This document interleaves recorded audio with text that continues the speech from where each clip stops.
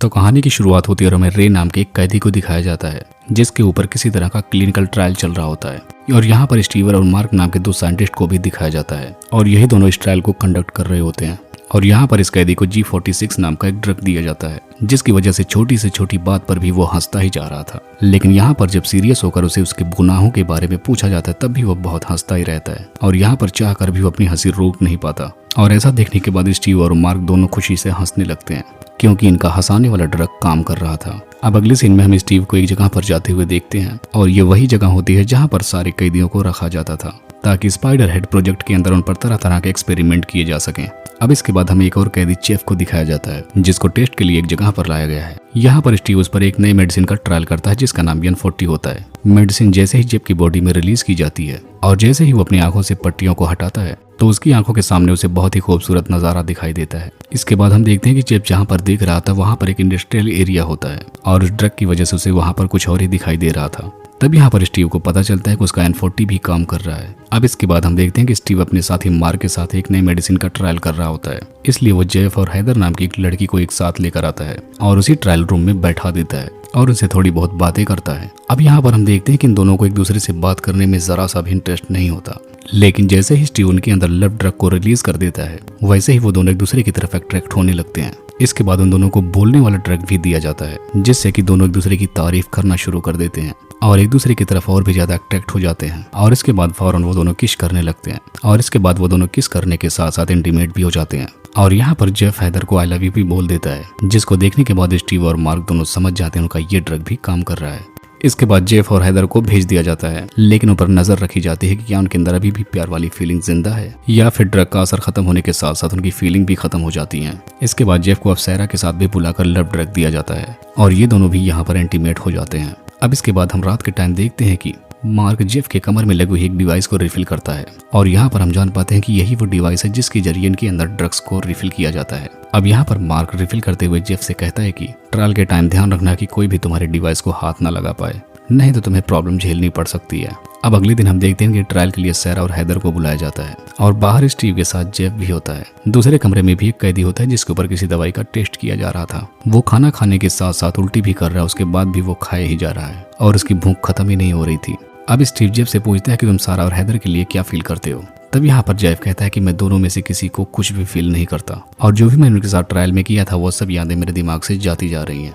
अब इसके बाद हम देखते हैं कि जेफ एक जगह पर जाकर अपनी गर्लफ्रेंड के पास फोन लगाता है और उसे वहां पर वो बताता है कि मुझे तुम्हारे ही जैसी कोई यहाँ पर मिल गई है जिसकी वजह से मुझे अब तुम्हारी याद नहीं सताएगी और आज के बाद मैं तुम्हें अब कभी फोन करके परेशान भी नहीं करूंगा। लेकिन यहाँ पर उसकी गर्लफ्रेंड का नंबर बंद होता है जिसकी वजह से उसे वॉइस मेल चला जाता है। अब अगली सीन में हम देखते हैं कि जेफ जब अपनी जगह पर वापस आता है तब उसको और एक कैदी रोगन को वहां पर बुलाया जाता है और काफी देर तक उन्हें ट्रायल रूम में बैठा कर रखा जाता है। तब यहाँ पर जेफ समझ जाता है कि कुछ तो गड़बड़ है, इसीलिए वो सीधा स्टीव के पास जाता है और यहाँ पहुंचने के बाद वो देखता है कि स्टीव हैदर को बुलाकर यहाँ पर रखा है ये पूछने के लिए कि वो स्टीव और रोगन में से किसको पसंद करती है और किसको वो डार्कन फ्लॉक्स देना चाहती है। तब यहाँ पर इन दोनों के बीच थोड़ी बहस भी हो जाती है। तब स्टीव यहाँ पर जेफ को बताता है कि वो ये सब फैसले खुद नहीं लेता बल्कि उसके सीनियर्स ये सब कुछ डिसाइड करते हैं और अगर हमने ये प्रोटोकॉल फॉलो नहीं किया तो हमें नौकरी से निकाल दिया जाएगा। तब यहाँ पर जेफ स्टीव की बात को समझ जाता है जिसके बाद वो उसे सॉरी बोलता है। अब रात होने के टाइम हम देखते हैं कि स्टीव खुद पर भी उस ड्रग का इस्तेमाल कर लेता है। अब अगले दिन हम स्टीव और मार्क को देखते हैं जहाँ पर मार्क स्टीव से कहता है कि इन्फॉर्मेशन पता करने के लिए तुम्हें इन ड्रग्स को खुद पर इस्तेमाल नहीं करना चाहिए, लेकिन यहाँ पर स्टीव उसे बताता है कि वो इन ड्रग्स का इस्तेमाल इसलिए कर रहा है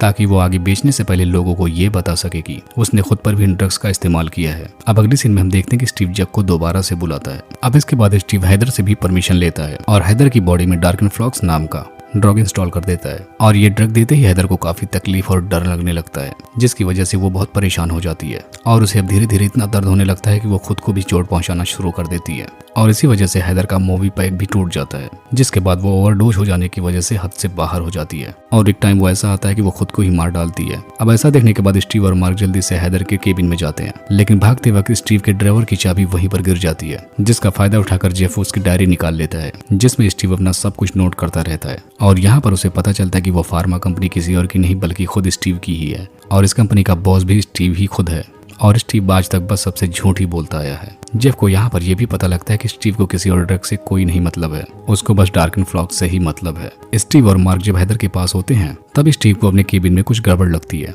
जिसके बाद वो दौड़ता हुआ वापस अपने केबिन की तरफ आने लगता है। सीसीटीवी में स्टीव को आता देखकर जेफ जल्दी से उसकी डायरी उसके केबिन में डालकर उसकी चाबी वहीं पर फेंक देता है। इसके बाद रूम में वापस आने के बाद मार्क स्टीव से कहता है कि हमें इस बात की रिपोर्ट करनी चाहिए, लेकिन स्टीव उसे समझाता है कि अगर हमने इसकी रिपोर्ट कर दी तो जो कुछ भी हमने अभी तक किया है वो सब कुछ बर्बाद हो जाएगा, जिसकी वजह से हमें ये रिसर्च सेंटर भी बंद करना पड़ जाएगा, और अगर मैं डूब गया तो मेरे साथ तुम भी डूब जाओगे। इसलिए यहाँ पर जो भी हुआ उसे बस भूल जाने की कोशिश करो, क्योंकि हम ये रिसर्च दुनिया को बदलने के लिए कर रहे हैं। अब इसके बाद स्टीव जेफ को भी समझाने लगता है, उससे कहता है कि आज जो कुछ भी हुआ उसमें तुम्हारी कोई गलती नहीं। जिसके बाद ये दोनों इस घटना को भूलने के लिए हंसने वाली ड्रग को लेते हैं ताकि हैदर के साथ जो कुछ भी है उसे ये दोनों भुला सकें। जिसके बाद स्टीव जेफ को यहाँ पर अपने पास्ट के बारे में बताता है कि एक बार बचपन में अपने पिता के साथ समर कैंप गया हुआ था और उसके पिता ने उसे वहीं पर छोड़ दिया था, जिसके बाद उसके फादर लौटकर कभी वापस नहीं आए, और यही वजह है कि स्टीव दुनिया को बेहतर बनाना चाहता है जिससे कि किसी और के साथ भी ऐसा ना हो सके।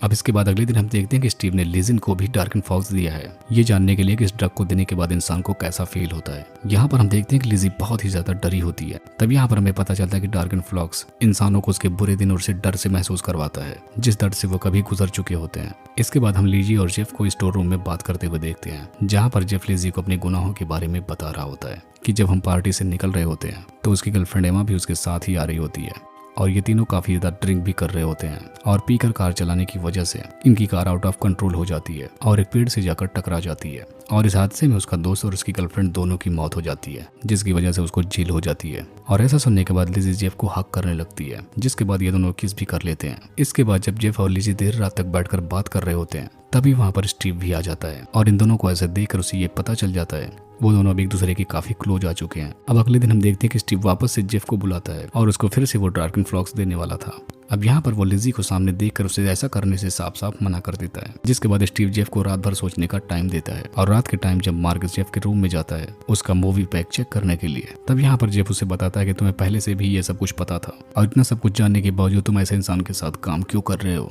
जबकि बाहर तुम्हें कहीं भी आसानी से काम मिल सकता है। मार्क यहाँ पर उसे बताता है कि यहाँ पर वो सिर्फ दुनिया का भला करने के लिए आया था, जिस पर जेफ कहता है कि वो तो तुम अभी भी कर सकते हो। अब अगली सुबह हम देखते हैं कि जेफ स्टीव के साथ उसी लैब में जाता है, लेकिन वहाँ पर मार्क नहीं होता है, जिस पर स्टीव कहता है कि मार्क की तबीयत बहुत खराब है, इसी वजह से वो आज नहीं आ सकता। जिसके बाद वो बताता है कि आज लिजी पर वो ड्रग ट्रायल होने वाला है, लेकिन ऐसा सुनने के बाद जेफ दोबारा से उसे मना कर देता है कि वो लिजी को डार्कन फ्लॉक्स फिर से ना दे, और ऐसा सुनने के बाद स्टीव काफी ज्यादा गुस्सा हो जाता है। जिसके बाद वो जेफ से कहता है कि तुम लिजी से प्यार करने लगे हो, लेकिन जब तुम्हें असली सच्चाई उसकी पता चलेगी कि आखिर वो जेल तक क्यों गई थी, तब तुम उससे प्यार तो नहीं करोगे। लेकिन इस पर जेफ कहता है कि वो इसके बारे में जानना भी नहीं चाहता। इसीलिए यहाँ पर स्टीव लिजी से कहता है कि तुम खुद ही बता दो कि आखिर तुम जेल क्यों गई थी। तब यहाँ पर लिजी उसे बताते हैं कि उसकी वजह से उसकी 9 महीने की बच्ची मर गई थी, लेकिन उसने जेफ से ये झूठ बोला था कि वो जेल किस वजह से गई थी। जिसके बाद लिजी जेफ से एक्सपेरिमेंट स्टार्ट करने के लिए कहती है, और वो चिल्लाकर वो ड्रग्स लेने के लिए कहती है। इसके बाद जेफ स्टीव का मोबाइल लेकर ड्रग्स को रिलीज कर देता है, लेकिन रिलीज करते ही हम देखते हैं कि स्टीव हंसना शुरू कर देता है,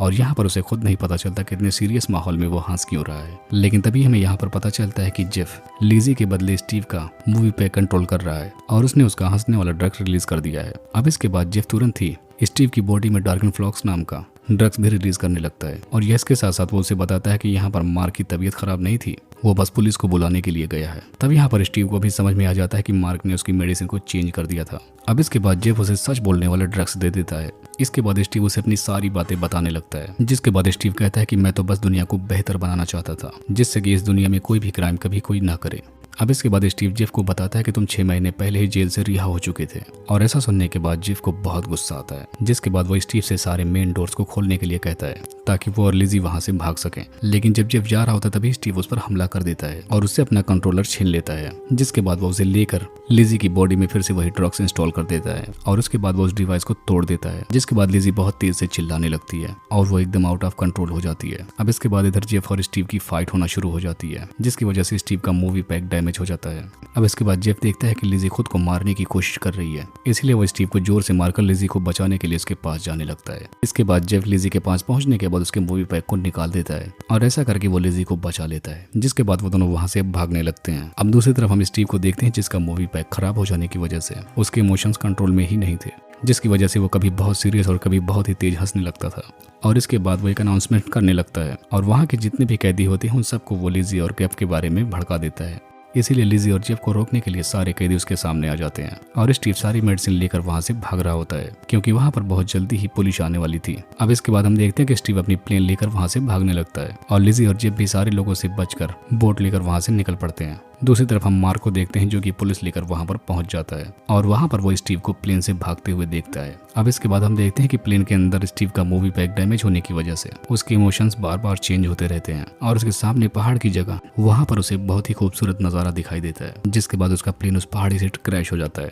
जिसके बाद उसका प्लेन उस पहाड़ से टकरा जाता है और वहीं पर ब्लास्ट हो जाता है। जिसके बाद जेफ और लिजी भी बोट लेकर कहीं और निकल जाते हैं और इसी को दिखाते हुए इस मूवी का यहीं पर एंड हो जाता है।